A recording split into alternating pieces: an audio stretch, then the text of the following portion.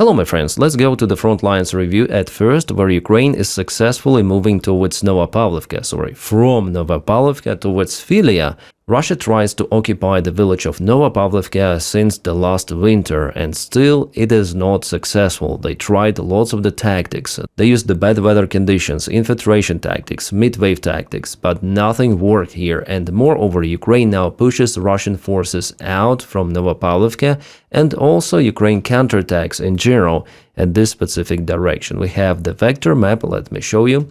It has been presented by the same analyst Michael73, and the link for the map you may find in the video description right below. Well, the link for Twitter, his account, but there you may find the link to the map. So this is the map that I constantly use for my updates. It is more or less legit. Correct information has been published. Well, the deep state military map source is also great, but they rarely update the Ukrainian success. But here we see that Ukraine is moving towards Zirka, towards Pidubne, towards Filia, and those attacks are happening not just for a single day. This success is the gradual, constant, consistent job of the Ukrainian military. Ukraine here is not in a hurry. At first, Ukraine nails down the Russian positions with the help of the drones, and only after that some of the small infantry groups are taking village after village. So Novopavlovka has been fully cleared, and there were no more Russian attack attempts towards that village for the last, I would say, 1 month at least. Well, maybe there were a few of the Russian soldiers there, but now not any longer. I would say that overall those are fantastic news for Ukraine, because Ukraine is in lack of the resources compared to the Russian side, but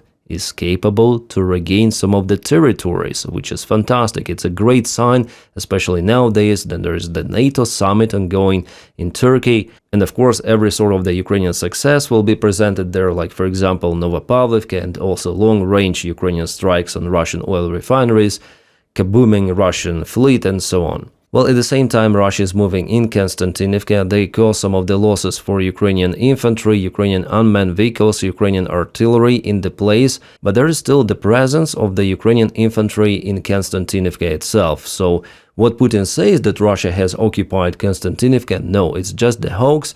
Kostyantynivka is in a gray zone for now, mainly, but Ukraine still keeps the presence, not just in northern outskirts, but also in the central part of the city. Let's check out this information. It was published 2 days ago, so Ukrainian soldiers from the 19th Army Corps are filming themselves in the center of Kostyantynivka, contradicting Russian claims that the town was captured. And definitely the town was not captured. There is the presence of Ukrainian soldiers.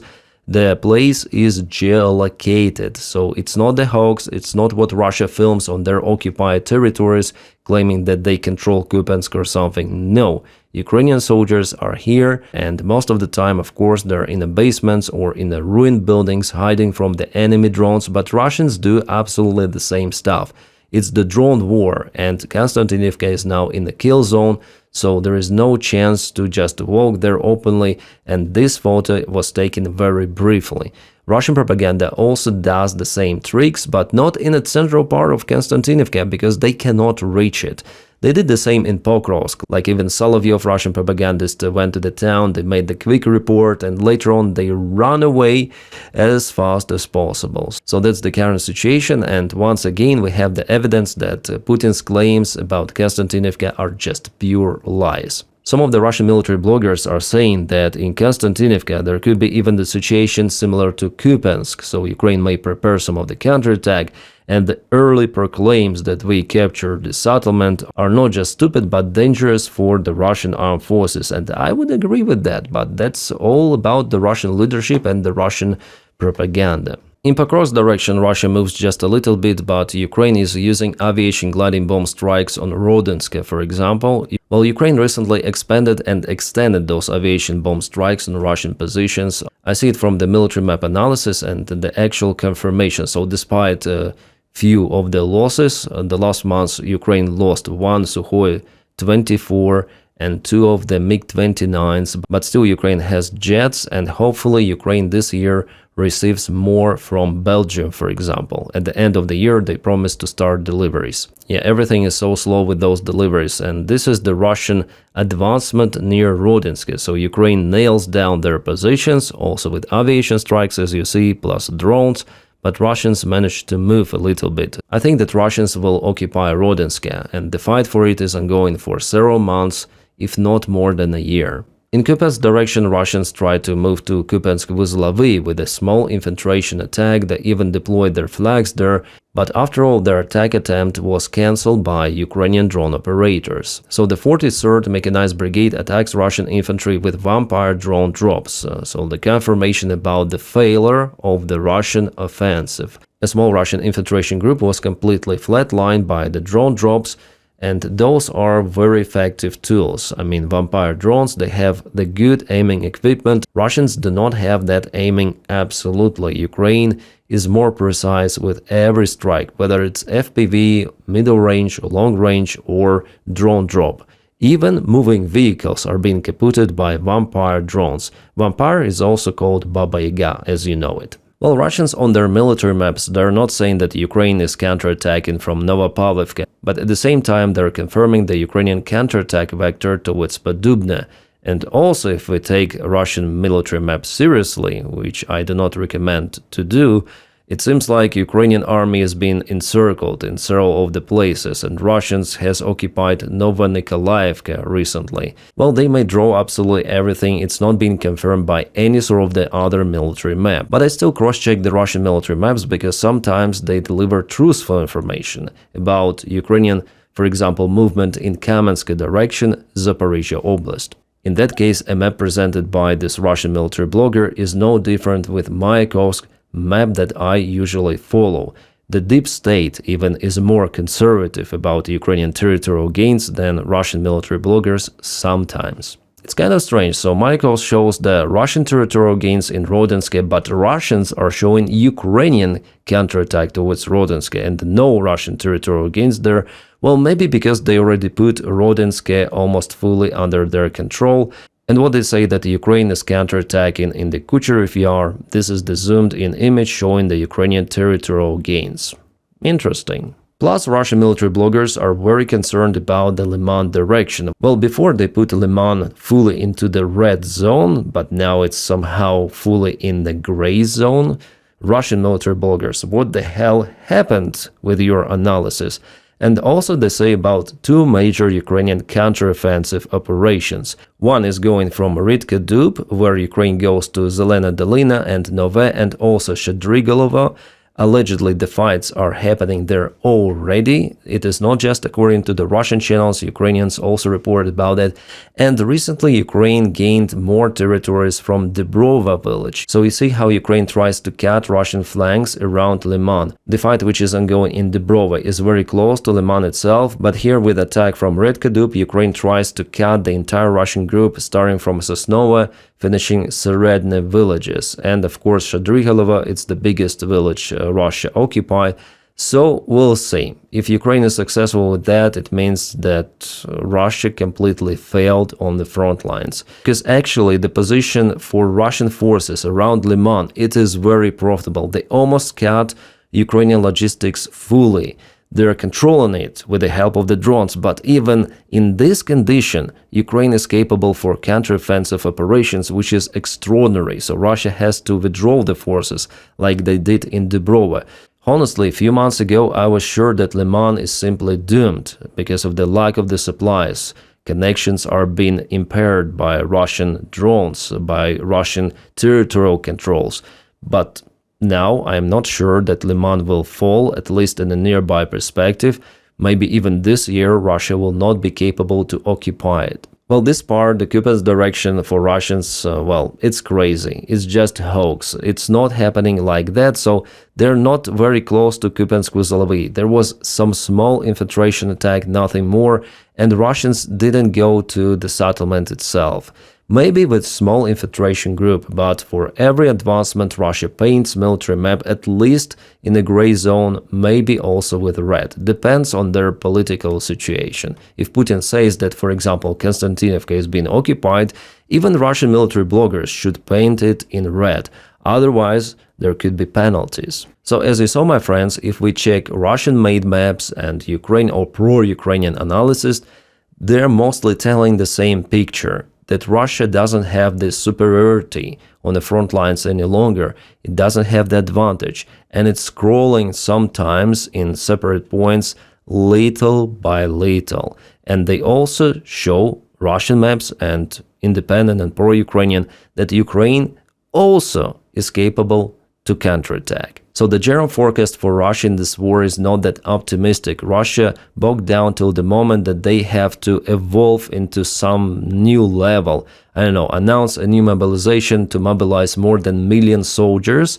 And maybe that is how they might overwhelm Ukrainian drone army, sending like thousands of the soldiers into one specific spot for the breakthrough in some of the direction, but it should be really a significant force, not just 10 and 100 soldiers. It should be like 10 and 1,000. That should be the difference for Russians. They should like absolutely sacrifice their infantry to gain some sort of the success on the front lines.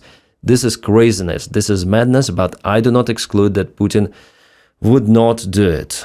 He might announce the new mobilization, and there are many factors telling us about it, and probably I'm gonna record a separate video. Why do I think that in autumn this year there could be a new mobilization in Russia? Sadly, for Russians first of all themselves, yes, because Ukraine fights mostly with the drones, and those Russian soldiers, they will have just Kalashnikovs, they will not have advanced weapons, they will not have drones that massively as Ukraine, so the losses could be catastrophic. It could be nothing compared to what we have seen before in any sort of the war of humanity. Russians are complaining about their supplies, so that is the main reason for Russian army to stop their massive offensive and for it to basically fail. The spring offensive, the summer one, the Russian failure is happening because of two main reasons. First of all, supplies are being cut, mostly. Supplies is absolutely everything for every sort of the war, and it doesn't matter whether those are mid-wave attacks or infiltrations. Russia needs supplies, they need materials, they need munition, they need food, water, absolutely everything, which is now very problematic to deliver for them to the front lines and even closer to the front lines. This is Melitopol, occupied territory of Ukraine, the main highway that connects Russian Federation, Rostov Oblast and, for example, Crimea. It is under the constant strikes. And the second feature why Russia bogged down on the front lines mainly, it's because Ukraine after all managed to build significant, robust defense lines all around the eastern Ukraine, southern Ukraine, in all of the regions where the front line is close. So the actual situation is that Ukraine builds more defense lines per time than Russia is capable to penetrate. And it happens very rarely that Russia is capable to move through Ukrainian defense lines. But Ukraine builds them more and more. Even in Dnipropetrovsk Oblast, that goes just after Donetsk, Ukraine digs down to the ground, making it impossible for Russian army to advance without significant losses. Well, even with losses now it's not possible for Russia, right? Even if they announce the new mobilization, Ukraine already has the massive drone production, FPV drones, everything. So for Ukrainian drone operators, whether it's 10 Russian soldiers or 50, the difference is not that big because they're all being kaputted. Ukraine has tools. And yeah, this attack of the Russian army, I told you about it already, towards Kupiansk, it totally failed. Already, we know it, we have the evidence. Well, recently Russians have lots of the losses. For example, their K-52 attack helicopter was shot down by the Russian air defense in Russia itself. A helicopter was used as the anti-drone warfare, and Ukraine is also using helicopters like that, like Mi-24, but in this case Russian air defense thought that it's the drone and they shot down their own helicopter. Also, by the way, Russia lost Mi-24 helicopter in Mali. It was shot down by local Tuaregs, I think they called like that, or Azawatis. Well, the opposition to the current government, the military opposition, and the government is being reinforced by the Russian militants. So Russia has significant losses, not just in Ukraine. Sometimes they have losses in Russia and even in Africa. I'm sorry guys, I cannot show you the photo with the Russian helicopter in Africa, it's kind of graphic, so I don't want to have restrictions on the video. And recently YouTube again changed the policy, so it became more strict for the videos like that. For example, my previous video was restricted and I earned from it nothing. So once again, thank you so much guys for your kind support on Patreon, on membership of YouTube channel. You may join by pressing join button, or you may support me directly on Patreon with a link below. Yeah, obviously if you can, you're just making my job possible, so I film every day. And my friends, don't forget to press like and subscribe for the channel. Let's continue with the video. Alright, Magyar is visiting Crimea once again. Ukrainian drone army is performing fantastic job there, and from what I see, Ukraine is using a new aiming equipment. Some of the square with this aiming, very interesting. Could it be the new type of the software, or whether it's the new type of the drone itself? Well, for now it's hard to tell. Today even the Russian ferry was kaputted with the same aiming drone.